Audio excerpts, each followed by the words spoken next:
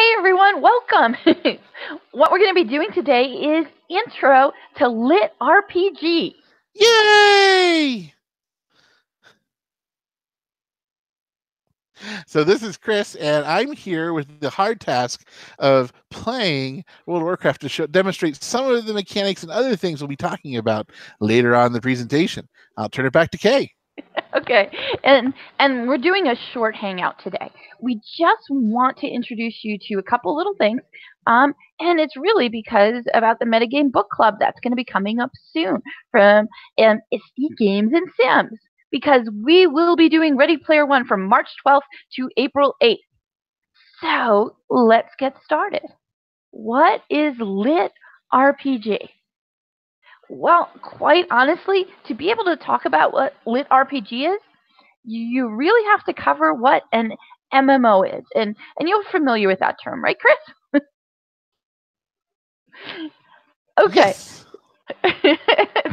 Thank you for confirming that. Okay, so an MMO or an MMORPG. MMO, that's the term that's being used most these days. 5, 6, 10 years ago, you would have heard MMORPG more. They're the same thing. One is massively multiplayer online game. The other one's massively multiplayer online role-playing game. Now, the only difference is I was told by Dr. Lisa Dolly at the University of North Carolina one time what she thought the difference was. And she said, well, MMO are people who are too lazy to say MMORPG. So, because of that, we will honor MMORPG. So, Lit RPG actually has this as a background. And really, to read Lit RPG, to go ahead and write Lit RPG, it helps to know what an MMORPG is. Okay? And this was a term coined in 1997, and like the slide before it said, it is massively multiplayer online role-playing game. Okay, and in an MMO or an MMORPG, it's really all about a player's character. There is a character progression system. Players gain experience points for what they do, and these points all add up, and what they achieve are called levels. And the higher level you go, the better you are at being able to do things in the game. So it's really a progression. And leveling, and that's really what progression is called in MMOs, is you're starting at level 1 and then you continue to grow. And there's lots of soft and hard scaffolding applications. What that means is that whatever you're doing now at level 1, it's preparing you to be able to do things at level 2, and maybe even all the way up to level 10. And leveling is really the player's journey to exploring the character and their skills. So this is just some screenshots of different characters leveling. And this is in World of Warcraft, and you'll see from the picture, you see that golden glow. That usually happens when someone levels to a big specific level. Like all of these characters are leveling to the highest level. And if you see, even here on top, where it says XP, XP means experience points. And then it said how many experience points they had just gotten. So that was 16,871. And don't worry, everybody here is leveling to level 90. And the higher you go, the more experience points you get. And you'll see that as we show you some more. So the example we've been showing you so far has been World of Warcraft.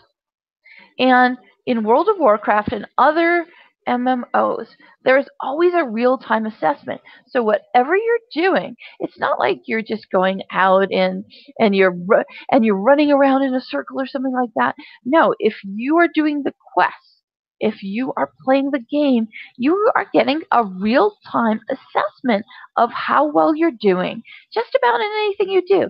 Whether you're getting that golden glow with leveling, or whether, as you can see at the other side of the screen, that's called a wipe, meaning everyone is completely dead now, and whatever combat or conflict they were in, they just didn't make it. They weren't even able to run away. But all of this is a real-time assessment. So this So this happens in game.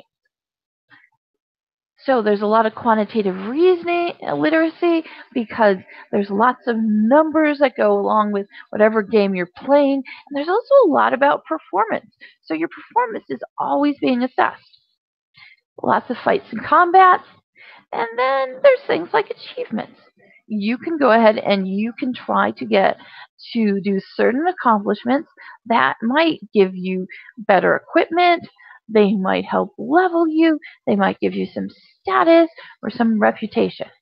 But what we're going to do now is we're going to go ahead and go to the grind. And I'm going to turn over to Chris's screen, and Chris is going to tell us a little bit about the grind.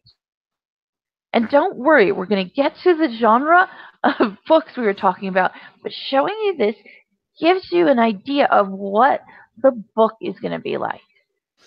All right. So the grind. So the Yeah. grind is something that's very common in these large, massively multiplayer games. And really what the grind is it's simply the activities that you have to do, the repetitious tasks that you have to do to level your character or to get reputation or other things like that. So one of the most common ways of doing this is something called questing. So what questing is it's simply in most games, it's represented by there's a quest giver who typically has an exclamation point over their head, like this individual over here. And you can also turn it in. Sometimes it's the same person, sometimes it's different. And they have a question mark over top of their head. And so what you do is you click on them and you can say, hey, look, I've got a quest. You hit continue, and it tells you how many points you get. And you complete the quest. Oh, look at that, I leveled. Yay! Oh, perfect. We got to see a level. Okay, that's what a level looks like, at least in World of Warcraft. We got our ding. So Okay. it tells you what you need to do. Okay, so can you go over to the other one, the one with the exclamation point, Sure. so that we can take a look at what that's like? And I see you're bouncing along the way. Obviously, it's the international play sign. Okay. So when you click on it, Mhm. it tells you what you need to do. So Okay. Plant Strider Menace, being menaced by big birds. So they want me to kill big birds. I need to collect 7 of their beaks. Now, what's interesting is apparently there's lots of birds. Sometimes there's quests that you would think that all birds have beaks, but unfortunately, because this is an MMO and random chance, apparently there's birds running around without beaks. So that's always, hey, look, I got one. Yay! Okay. And this really is the grind, right? There's no Exactly. real purpose for, I mean, they gave you a little thing like kill the birds because they've been menacing like the vegetable garden, right? Apparently. So that was a beakless bird. So notice I killed That 2 was a birds, beakless bird. but And only that's one of part the of why birds it's has a called the beak. grind. Because it's only, because after a while, it's only so much fun, right?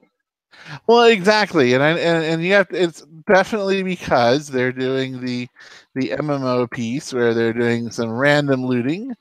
Okay. But the thing is that it makes little sense to the rational mind that how are there birds running around without beaks? And there are some different things where they like some birds may not have some things may not have heads, even though they have heads in the game. Creatures have to collect heads. There's another beakless bird. Okay, So can you stop? Can you stop for a moment and can you show us your like player stat? sure. So this is all your gear. There's a total of 16 slots Mm-hmm. for different variety of gear. And then you have your attributes, your intellect, stamina, armor, critical strike, haste. These are things that make sense for you. There's a tab here for titles. So these are just various titles with World of Warcraft. Titles earned by other alts are available to and alts are other characters that you have. Okay. And so those characters, the titles they earn, are then available to other characters. And there's another equipment manager slot that obviously I don't have access to yet because I'm too little.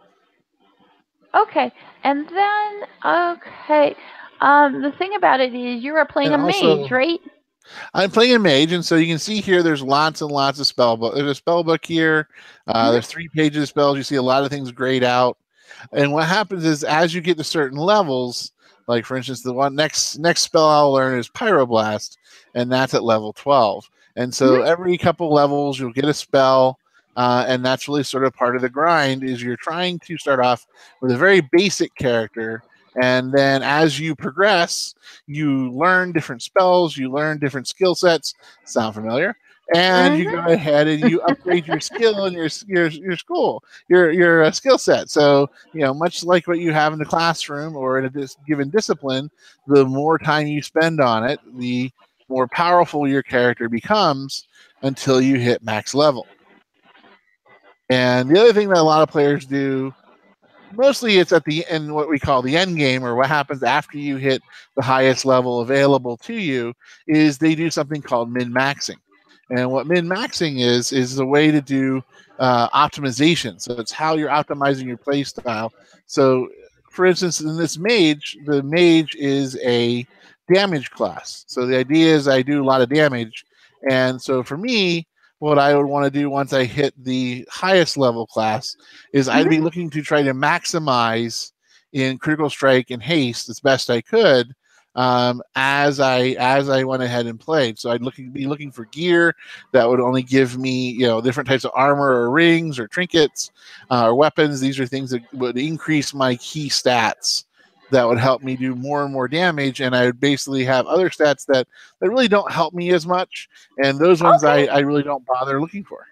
Okay, so that's probably all that we need. Thank you very much, because we just wanted to give them everybody a peek, and now we'll just go over to what exactly a lit RPG is. Okay, so a lit RPG is when you read about a story. So the narrative takes place in an MMO or a virtual world. And in this genre, the human is playing a game. So you're not an elf, you're not a troll, you're not an orc, you are a human playing a game. And depending on the book or the story, this the human can be trapped, or it could go ahead and be voluntary. Now, when it's taking place in that MMO or virtual world, it's going to either be a fantasy or a science fiction. So you could consider it a subgenre of either fantasy or science fiction. And the human who's playing the character, their character is immersed in an environment. And what happens here is the human is either represented in this game by an avatar or a character. And in lit RPG, much like in games, your avatar or your character is probably not going to look a lot like you. And it's going to have certain characteristics and certain skills associated with decisions you make when you start up your character and when you make your character. Now, the other thing about this kind of book, a lit RPG, this kind of book, this kind of narrative, is that when you're reading that book, the main character is human. They are in a virtual world or game. They have certain characteristics or skills. But at the same time, they have meta awareness, which is really kind of a cool way to think about this. The human characters absolutely know that they are in an online computer game and that they're in that game system, and that they know that there are rules to the game. So when you're reading a lit RPG, you'll also in the narrative, the rules keep getting mentioned, and your ability to do things keep getting mentioned. So when it comes to us as educators, lit RPG really shows metacognition. Or if you ever wanted to demonstrate to someone what metacognition was, the characters in this book absolutely do it. They are constantly thinking about what skills do they have, and it's explicit, it's written in the words. They're thinking about what skills they have, what can they do and what they can't do. They're considering what they did and how they failed and how they can do it again. So lit RPGs have a whole portion of it, and while you won't hear this from one of the authors, they have a whole portion in it that is constantly thinking about how are they learning, how are they problem solving, and how can they do better. Now, the game system components are explicit. They are explicitly written. Like how Chris was showing you the XP, the experience points were showing up, and the quests were showing up. You need to go do this. You can get this many points. You will be rewarded by doing this. All these things are explicit in LitRPG books. Okay, there's interactive game language. You will constantly see player stats. And even the things that you pick up, you will see the item characteristics. Now, while Chris Chris was going ahead and he was wasn't showing us much of the item characteristics, he did show us his equipment. Now, if he had clicked on there to show us more about the equipment, we would have seen that some of them give him +3 strength, or something gives him +5, spell power. So all of these things are actually written in the book. And that's what makes Lit RPG different than, say, a fantasy novel. So if you were thinking about like the fantasy novel, we'll pick everyone's favorite, Lord of the Rings. Lord of the Rings, well, it talks about the abilities of the ring, but it doesn't say, oh, this gives Bilbo Baggins point nine, point 95, percent invisibility. It doesn't. It didn't say, okay, so 20. So this is an extra 20 points that if somebody will get to their charisma because they put on a cape or something like that. So item characteristics are explicit in the in the book narrative, which is kind of cool when you think about this. Now, other things about Lit RPG is the gameplay is explicit. There will be words that say, you have now leveled to the level 11. It's not assumed. It's not from reading. It's not from reading how someone has gone ahead and gone on this many hunts, so now their bow and arrow skill is better. Instead, it's going to tell you numerically. It's going to give you the quantitative behind what is happening. The gameplay, the quests that they're doing is explicit. Even the grinding, having to go, like how, and I think Chris gave us a really good, and Chris, we should have put you on Dragon Naturally Speaking when you were talking about the beakless birds, because that's a great example of what you would see in a lit RPG. It would be, I'm in this game, and while in real life, all birds have beaks, here in this world, not all birds have beaks. And exactly how you were telling it is exactly the narration that you would be reading in a lit RPG. So what I'm trying to explain here is what's normally in a game, and I just put it up here, and it looks like Chris is looking at some wolves, maybe some wolves to ride, or to wolves to get him to help out. No, it looks like he is. It looks like he is rescuing wolves and burning down the building. Very nice. Yes, I am rescuing wolves. This is my wolf rescue as part of a quest. Yeah. So the thing of it is the gameplay is explicit. So if you're playing a video game, you'll just see those things up on a screen. Now the lit RPG genre, what happens is you'd read it in a book. Oh, and I should say something. Lit RPG is popular in book form. It is very popular on Kindle. And if you have unlimited Kindle, you can get probably about all the lit RPG you want. And then it's also, there's a lot of audio lit RPG. So someone is reading the story. So rather than playing the game or say watching on a screen what's going on, instead people listen to games being played.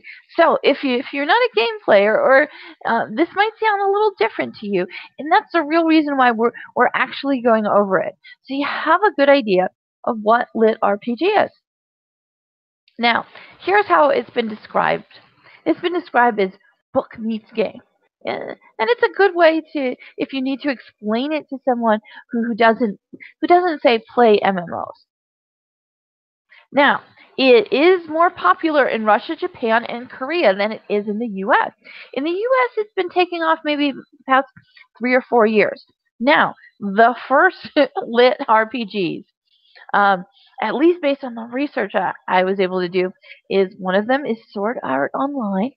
The next one is Ready Player One, and another one that I have not read, but now that I know more about it, I'm going to go and read it. The Legendary Moonlight Sculptor. these were some of the earlier ones.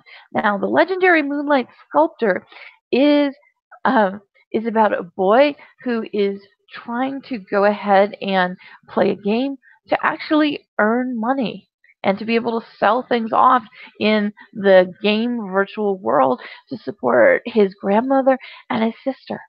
And they have a lot about virtual economy in there, Chris.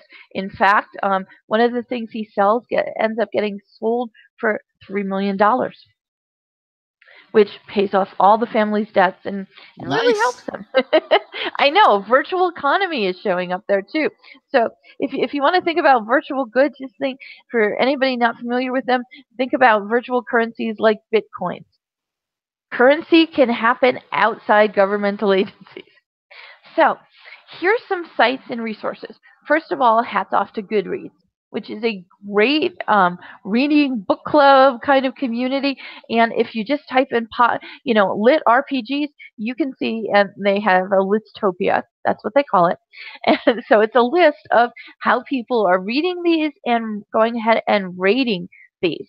And like I said, they're more popular in Korea and Russia than in the US at this point in time. And a lot of things are directly translated from Russian or Korean into English. Now, I am not saying this as a literary genre is very well developed. Some of these books are better than other ones. It is a genre. It is an acquired taste. It might be something that you absolutely love. It might not be so. It might be something you don't love. But we wanted to talk to you and give you an introduction to this concept. So on Reddit, they have they have their own subreddit on LitRPG, so you can go ahead and take a look there for some recommendations. And then I had to just pull this up because this was on Twitter. Okay, and this is from a LitRPG author. I'm not necessarily endorsing him. I've not read his book. I cannot tell you if it's good, bad, or other. But I loved what he put on tweet on the Twitter this week. And he's like, it's like Game of Thrones and Ready Player One had a baby, and Rick and Morty are the grandparents. And it said reached #1 in Audible in 2017. I will tell you, it's probably under the fantasy or lit RPG category. But I wanted to let you know that a lot of these are irreverent and have a very conversational tone to them. Now, this is another site to go to is LitRPG Reads. They go ahead and they blog about LitRPG. And I'm going to take this one essential thing that I think, besides the other things we covered that we said were necessary for a lit RPG, the one thing that was suggested by this blog was, if you take out everything about the MMO or the virtual world and the story still stands, then it's not lit RPG. For it to be lit RPG, where the story takes place has to be absolutely essential to the story. If you can take that out, then you can put it back into the fantasy or science fiction category instead.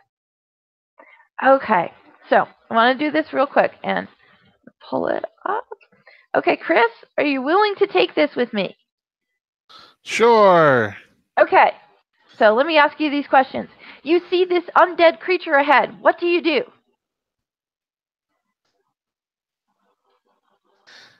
Read the options first. Okay. Well, you gotta read quick. And this is off the blog, and this is what lit RPG book are you? So you're gonna have to do this quick. Okay? There's a Try timer. to control it. Try to control it. Okay. Now, what's more important to you? World building, action, philosophy, or characters? Let's go characters. Okay. Are you Star Wars or Star Trek? Star Wars. Oh. Okay. Now, these are some weird images, but they want you to choose one. They do not give you any reason why you're choosing it, but they ask you to choose one. Which do you choose? Magic Stone. Okay, so you're given you a chance to visit somewhere. Graveyard, castle, bunker, dungeon, oasis, cave of fish mouths. Where do you go? Let's go. Dungeon. Who doesn't like a good dungeon crawl? Okay. Female doctor. Are you okay with it or not okay with it? Sure. Yeah. What fantasy type do you prefer? High fantasy, sword and sorcery, no fantasy. Sword and board. Sword and sorcery. Okay, let's see what it is. Ah, they said that the best that you are dungeon born. Okay, They so went that's what dungeon crawl. yes, you are dungeon born, and I hate to tell you, I took it too, and I was dungeon born. Okay, so we need someone else to take it to see whether or not everyone gets dungeon born. But I will tell you, I had some similar answers. I visited the Oasis, but yeah, some of our other answers were way too similar. Okay, so what I'm going to show you now, and this is really to wrap it up, is this is an example of a lit RPG. I'm not saying it's the best one, but it's an easy one to understand. When you start reading it, you go, oh, I've seen similar things like in movies. So what is this called, Chris? Game for life. Okay. Until you die. Until you die? Okay. And I know Chris read this one, so that's why I'm bringing it. Okay, so this is off Kindle on an iPad. So we took some screenshots. So here it is, and this is towards the beginning, and this is the first time the character is going in. As you can see, it goes. He came into a dark with faint, flickering light coming from a narrow gap in the door. Sounds like a book so far. And then he whispers, "Game on." Okay? And when he said game on, he got all of his character stats. He's a level 1 summoner. He's got 5.5 strength, the agility of 5, constitution of 5, intelligence 15, wisdom, charisma, everything. Oh, and he's got a demon skin spell, no special abilities. Okay, so this is the kind of thing. Like I said, at the beginning of this game on page, looks like any other book. Then you get the stats. And here's the thing, if you're a game player, or once you get familiar with the genre, then your mind starts thinking about other things, about what's going to come next. What is he going to do? What is he going to use? And and while anytime somebody is watching the Olympics and they're watching some sport that they know how to play, when the mirror neurons kind of kick in with a gamer, I have to say, you start thinking about this. You start thinking about, oh, what is he going to be able to do? And you start in your head figuring out what's going to happen as you're reading, which is kind of a really cool thing. Then here's another page. Thank you for completing this. These are the extra things that you got. Your next quest is escape the cell. And then I think this will be the last one you'll see. And then again, as the head came free, the body stopped moving and collapsed to the floor. He lays That usually happens. And he has a severely lacerated hand. Oh no! After a moment, he sat up and he noticed his health bar slowly replenishing. And it said, "You've defeated the lost key holder, gain 100 points." So yes, in games, you are constantly have a health bar that is either, like, keeping you alive or you're dying. Okay, now he goes, "Oh, I'm going to disable these experience points notifications. I think they're going to get old."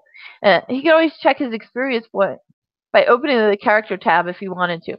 Chances are he's probably going to want to at some point. And then quest completed, escape the cell, receive 100 XP. So this is the kind of thing that it looks like when it comes to Lit RPG.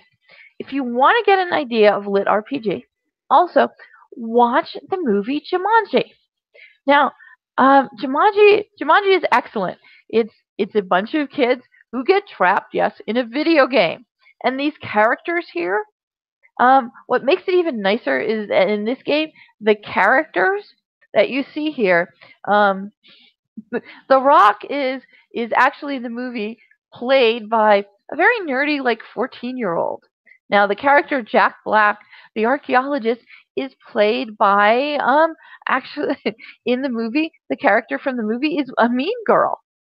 The next character, the character who is very scantily clad for a jungle, is played by a very shy and quiet girl. The next one, uh, the next character is actually played by the star football player athlete who plays the shortest person in the group. So when it comes to this, if when we watched Jumanji, we went out with our friends and our friend's son, and our friend's son and Chris and I know games. So we were immediately able to jump in and immerse and understand a person playing a character like this. But there's a very nice discussion about all of these characters because they all have to adjust to playing someone who is nothing like them in life. So, if you would like to see a movie that could be considered a lit RPG, go ahead and take another look at Jumanji. And it's a fun movie to begin with. Also, Ready Player One is coming out on March 29th, and that's really why we're doing it for the book club. So we will be doing our book club from March 12th to April 18th.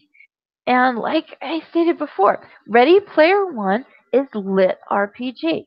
Ready Player One is a book and also a movie now about an 18-year-old who, for part of the time, is a high school, senior who goes ahead and plays a game for a big chunk of the book.